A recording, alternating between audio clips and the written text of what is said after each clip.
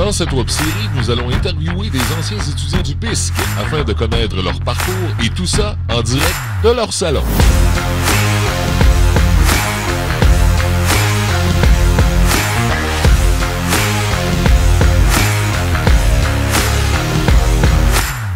Bonjour, mon nom est Jean-Philippe Desbiens. J'étais un étudiant du PISC de la cohorte 2009. Donc, j'ai été un étudiant qui a suivi la passerelle au Collège de Rosemont. Et par la suite, maintenant, je suis conseiller en ingénierie de réseau pour Cisco Systems Canada. Bon, bienvenue Jean-Philippe. Écoute, content que tu sois là. Ça fait assez longtemps qu'on s'est vu. On s'est côtoyés souvent. Autrefois au PISC. En fait, je pense que tu travailles pour Cisco Canada. On va y revenir un petit peu plus tard là-dessus. Tu as fait le PISC. Ensuite de ça, tu as pris la passerelle de réseautique à Rosemont. C'est un parcours quand même qui est assez fulgurant. On va faire le tour de ça avec toi au fur et à mesure de l'entrevue. Puis la première chose que j'aimerais aborder avec toi, en fait, là, c'est dès le début. Là. Bon, on fait le tour des classes de secondaire 3 présentement. Là, au mois, on est en janvier, février là, présentement. Et on fait le tour des classes de secondaire 3 afin de faire la promotion du programme. Si je me souviens bien, dans ton temps, c'était Claude Lessard qui passait là, de classe en classe. Y a-tu quelque chose qui t'a accroché dans ce que Claude a dit ou c'est vraiment l'informatique, c'était quelque chose qui était déjà dans tes plans, dans ton plan de vie? Oui, en fait, moi, si je me rappelle, quand j'étais en secondaire 3, j'étais un élève en concentration musique à l'école secondaire du Coteau. Puis après ça, ça a donné justement Claude Lessard passe dans ma classe. Puis après ça, ils viennent parler justement du programme intégré secondaire collégial, venir parler justement de ce programme-là qui nous permettait de faire des études en informatique, qui pouvait permettre d'aller au collégial par la suite, sauver une demi-année. Donc, finalement, on ne perdait rien dans le programme. Donc, ça a été vraiment quelque chose qui m'a vraiment attiré parce que de mon côté, mon père est en informatique, mon frère est en informatique aussi, donc je me dirigeais là. C'est quelque chose, c'était le domaine dans lequel je voulais aller, que je voulais me diriger. Mais bon, dans un cheminement normal, peut-être que j'aurais fait des études collégiales bien normales, préuniversitaires, puis après ça, j'aurais été à l'université. Mais là, quand j'ai entendu parler de ça, pour moi, ça a été vraiment quelque chose, wow, c'est intéressant ce qu'il parlait là. Donc, pris d'informations, puis finalement, j'arrive à la maison, puis après ça, je raconte ça avec mes parents. Décidé de me déplacer avec mes parents à la rencontre d'informations qui avait lieu au CFP. Puis là, après ça, lorsqu'on nous a expliqué le programme, c'était quoi, donc ça permettait de continuer au collégial, que ça permettait donc vraiment d'aller chercher tout un paquet d'acquis, un peu comme un sport-études, mais un informatique-études, vraiment, où est-ce que ça venait compléter, donc un peu comme ce que je faisais déjà, donc en concentration musique, plutôt que d'être de la musique, là, ça allait être de l'informatique qui allait combler ces plages-là, tout en continuant mon cheminement standard, donc avec mes mathématiques fortes et tout ça, donc qui permettait d'accéder au collégial quand même. Puis par la suite, que je perdais pas de temps dans mon parcours scolaire parce que le temps que j'allais passer, donc la demi-année supplémentaire que j'allais passer, donc pour finaliser mon DEP, ça m'allait être crédité au collégial. Donc, toutes ces choses-là ont fait que ça a rassuré mes parents, ça m'a rassuré, puis ils m'ont dit, écoute, si ça t'intéresse, go, vas-y. Puis, quand je suis arrivé au CFP, wow, vraiment, là, j'étais comme un peu Obélix qui est tombé dans la potion magique, là, vraiment, j'étais dans mon milieu, là. Toi, tu as décidé de t'en aller là, avec la réseautique. Est-ce que c'était quelque chose qui t'intéressait déjà à prime abord ou c'est quelque chose que tu as vraiment découvert? Tu en allais-tu plus en programmation au départ? Est-ce que le multimédia était plus... C'était quoi qui t'intéressait exactement? T'avais-tu déjà quelque chose la réseautique qui ressortait déjà ou pas vraiment? La réseautique ne ressortait pas nécessairement déjà. Je pense que c'était surtout le côté machine. Déjà, quand j'avais commencé mon DEP, je me faisais des petits contrats à gauche à droite de réparation d'ordinateurs. J'avais fait des sites Internet donc pour des organisations à but non lucratif. Donc, tous mes petits acquis comme ça que j'avais que j'obtenais au fur et à mesure de mon DEP, c'est quelque chose qui a pu me servir. Puis après ça, j'ai pu faire un petit peu d'argent de poche de côté pendant que j'étais aux études grâce à ces acquis-là. Puis après ça, au fur et à mesure, il y avait un enseignant qui était au CFP qui s'appelait Stéphane Navarre. Puis après ça, bonhomme en discutant, il m'est arrivé avec un routeur Cisco. Je commence à découvrir ça, je commence à regarder ça. Puis c'est là que la piqûre a commencé à m'être venue. Donc, puis j'ai commencé à explorer, j'ai commencé à faire des certifications. Puis après ça, mon amour pour la réseautique s'est développé à ce moment-là. De ton côté, tu te rappelles-tu qu'il y a un module qui était autre que réseautique, dans le domaine que tu es présentement, autre que réseautique, y a-t-il un domaine qui t'a vraiment flashé, que tu as retenu, que tu as aimé quand tu étais au PISC? Ben moi, il y en a un surtout qui m'a marqué, puis c'était tout le module de résolution de problèmes. Parce qu'une des choses qui était intéressante, c'est que on a vraiment donc eu la capacité de dire, par exemple, ben, on était dans un scénario où est-ce que, par exemple, ben, on crée des bugs, puis après ça, il fallait que l'autre le répare. Ben, ça amenait tout un côté de créativité. Autant pour créer les problèmes, qu'après ça, de se creuser la tête puis de dire, oups, comment je vais résoudre ça? Donc, de se faire challenger comme ça par ses pairs, puis après ça, d'essayer de résoudre ça, c'est vraiment quelque chose que j'ai beaucoup aimé. Parce que ça aide beaucoup au dépassement de soi, puis à la créativité aussi. Donc, ça alliait tout le côté machine, optimisation, résolution de ces problèmes-là pour ramener une machine ou un système d'exploitation, tout ça dans un état qui était normal ou même encore mieux qu'il était. Donc, vraiment, ça, c'est vraiment quelque chose que j'ai bien aimé. Là. Écoute, Jean-Philippe, tu as un parcours vraiment spécial. Il y a un élément qui ressort dans ton parcours, qui est les Olympiades de compétences Québec. Tu as participé quelques fois aux Olympiades, puis j'aimerais ça que tu m'expliques en quoi, qu'est-ce que c'était en fait les Olympiades. Oui, donc pour faire la petite histoire de ces Olympiades-là, donc on se replace, j'étais en secondaire 4 à l'époque, donc je venais de commencer la première année du PISC, puis on s'en allait vers la fin de l'année, puis après ça, j'avais mon enseignant du temps, donc Jocelyn Perrault, que je salue, donc qui a pu voir que j'avais de l'intérêt un peu pour la compétition, ces choses-là, puis il avait entendu parler des Olympiades de la formation professionnelle et technique. Donc, les Olympiades, grosso modo, ce que ça permet, c'est que ça permet à différents jeunes, donc, dans leur métier. Donc, on parle vraiment de la coiffure, de l'informatique, du jardinage, paysagement, etc. Donc, chaque métier de la formation professionnelle et technique se retrouve donc à chaque 2 ans, donc au Centre de foire à Québec. Ça permet de faire des compétitions, chacun dans leur domaine, puis les différentes régions, donc au niveau régional par la suite, les différentes provinces rendues au niveau canadien, et ainsi de suite, peuvent s'affronter pour finalement établir un gagnant, puis même au travers de tous les professions, établir un meilleur du Québec. Donc, dépendamment de son pointage, chercher le meilleur du Québec.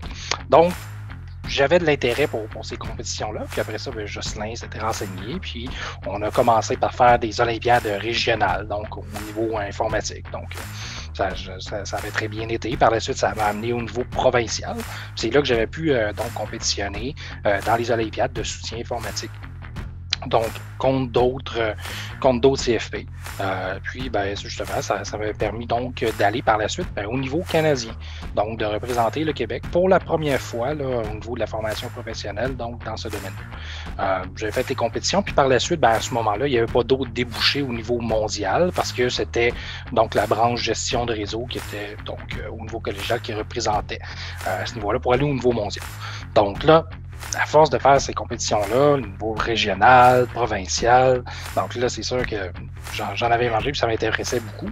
Donc, par la suite, un petit peu plus tard, donc à la fin de mon DEP, j'avais eu la chance d'en refaire. Puis par la suite, lorsque j'ai été au collège de Rosemont, là, j'ai eu la chance de reparticiper. Et puis là, non seulement je me suis qualifié au niveau régional, provincial, canadien, puis, tout ça m'a amené donc à représenter le Canada en 2013 au Mondial des métiers qui avait lieu en Allemagne, à Leipzig.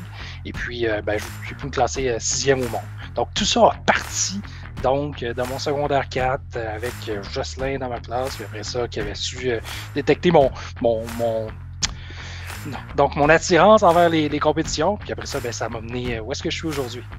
Jean-Philippe, tu me parles d'Allemagne, là. Bon, les compétences Québec, il était en Olympiade là-bas, puis c'est toi qui représentais le Canada, en fait, d'après ce que je comprends.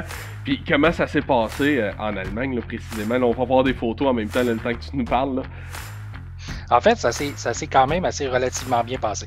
C'est sûr que donc, pour se préparer puis pour se rendre là, donc, il a fallu passer par des Olympiades régionales, provinciales, canadiennes. Puis entre l'Olympiade canadienne puis l'Olympiade mondiale, il y a quand même un petit délai là, d'au-dessus d'1 an, où est-ce que ça permet aux candidats de se préparer, en vue de cette Olympiade-là. Dans mon cas, ça a été vraiment donc une préparation d'1 an assez intensive, où est-ce que j'étais dédié 100% à ça. Donc, je me préparais donc 5 jours sur 7 en vue de cette Olympiade-là pendant 1 an. J'étais accompagné de coach. J'ai été, par exemple, en Grande-Bretagne, donc faire des compétitions. Donc, une petite compétition internationale avec un candidat qui était venu de Singapour, un autre du UK. J'avais fait également donc une mini-compétition. Je m'étais déplacé à Calgary, où est-ce que mon coach était, donc canadien.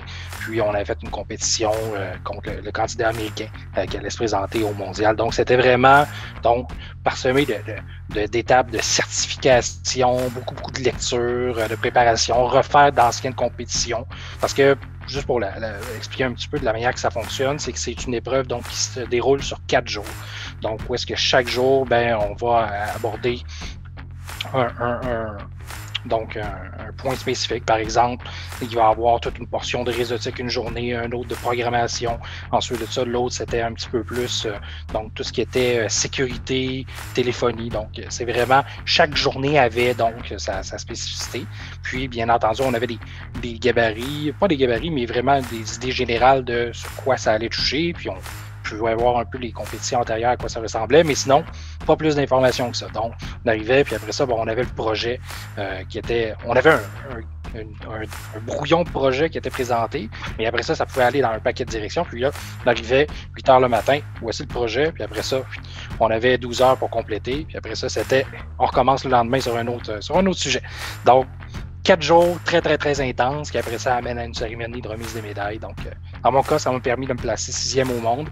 J'étais très, très, très près. Là. On avait moins de 5% de la première place, la 6e. Donc, c'est sûr que c'est très challengeant, très euphorisant aussi. Là, donc, de retrouver avec une équipe au niveau canadien, où est-ce qu'on devient très, très soudés entre nous.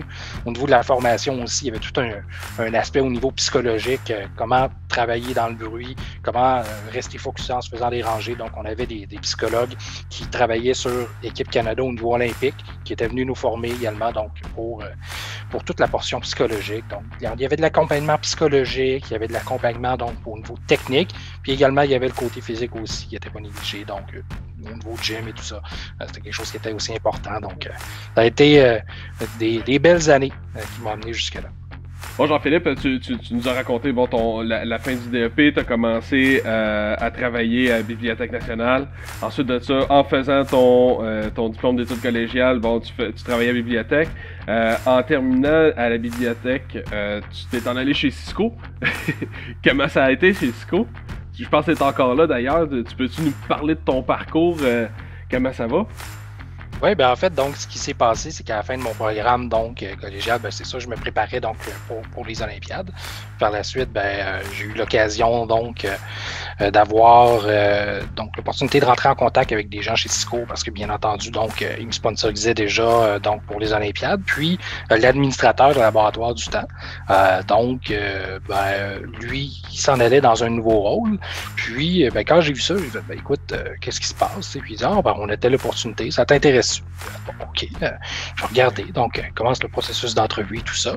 Puis, au final, ça m'a permis de déboucher. Donc, ça s'étend en mai 2013 sur le poste d'administrateur de laboratoire.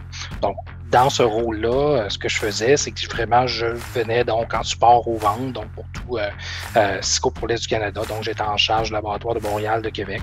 Puis également, j'aidais donc pour le laboratoire qu'il y avait à Halifax.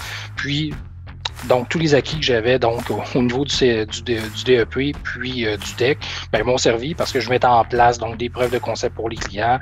S'il y avait des clients qui devaient tester des choses, par exemple pour migrer un système à un autre, pour passer d'une version à une autre. Donc, on répliquait leur environnement, puis après ça, on les aidait justement dans ces démarches-là. Donc, ce qui est vraiment intéressant, c'est que oui, j'ai pu mettre en place, donc, puis utiliser mes acquis, mais également, ça m'a permis d'aller plus loin, puis de découvrir un peu tout ce que Cisco faisait. Donc, au-delà de la réseautique, c'est des serveurs, c'est de la collaboration. Donc, on peut penser à Webex, par exemple. Donc, tous des outils, donc des choses qui sont développées par Cisco, qui est quand même assez vaste là, comme compagnie. Donc, dans ce rôle-là, ça m'a permis justement de présenter à des groupes d'élèves, présenter donc à des clients, également mettre en place des preuves de concept. Donc, tout le côté vente technique continuait de se développer à ce niveau-là. Par la suite, donc en 2015, donc, il y a eu une opportunité pour devenir conseiller en ingénierie réseau pour tout ce qui est la branche donc informatique infonuagique, donc télécommunications infonuagique. Au sein de Cisco, qui est la division Meraki. Donc, j'ai eu l'occasion donc d'appliquer sur le poste. Puis chez Cisco, ben, c'est quand même des processus qui sont assez exhaustifs là, au niveau des entrevues. Donc, on parle toujours, pour chaque poste, toujours de 7 entrevues. Donc, c'est vraiment un processus qui est quand même assez exigeant. Puis, tout ça m'a mené, donc, c'est une petite anecdote, c'était très drôle. Donc, je me souviens, c'était donc en 2015, je venais de me marier, puis après ça, ben, je parlais à ma femme, puis on dit, OK, bon, je pensais faire un voyage de noces à un moment donné, bon, quand ça allait à donner. Puis après ça, ben là, le processus d'entrevue, la dernière étape, il fallait que je me déplace en Californie, San Francisco, pour aller faire une entrevue à ce niveau-là. Donc, on dit, bon, OK, ça va être notre voyage de noces, donc on va profiter en même temps. Donc, entrevue, voyage de noces, on va combiner les deux en même temps. Puis par la suite, ben, ça a débouché justement que j'aille mon poste. Donc ça a très bien été. Puis depuis ce temps-là, donc, je suis conseiller en ingénierie de réseau pour la division Meraki. Donc, de mon côté, je m'occupe de tout ce qui est donc les comptes majeurs donc pour l'Est du Canada. Donc, je touche, par exemple, j'ai des clients comme Banque nationale, Desjardins, j'ai du gouvernement provincial, des commissions scolaires. J'ai également donc travaillé sur la page de l'Atlantique également. Donc, c'était un moment donné où est-ce que j'avais quand même beaucoup à me déplacer.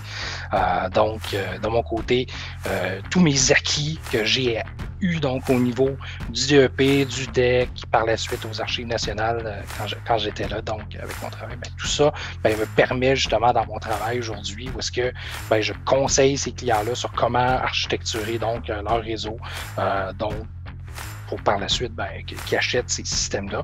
Ben, je sais c'est quoi être en opération, je sais c'est quoi par exemple, donc c'est quoi leur réalité sur une base quotidienne quand ils ont à opérer ces réseaux-là qu'on veut leur vendre, les systèmes qu'on veut leur vendre, puis mettre en place. Donc c'est vraiment tous les acquis, tout ce que j'ai eu, même autant du côté au niveau multimédia, réseau, au niveau donc plus hardware aussi également. Donc tout ça me sert encore aujourd'hui sur une base quotidienne. Donc vraiment, si je ne serais pas passé par le CFP des Riverains, puis si je ne serais pas passé par le Collège Rosemont, c'est sûr que je ne serais pas où est-ce que je suis aujourd'hui. Parfait, ben super. Merci beaucoup, Jean-Philippe. Merci de ton implication. Merci d'avoir pris le temps aujourd'hui de nous rencontrer. Puis d'avoir pris le temps de nous jaser de ton histoire, là, c'est très inspirant. Merci beaucoup. Oui, de rien, Jean-François. Fait qu'on se revoit. À la prochaine. Salut là. À plus.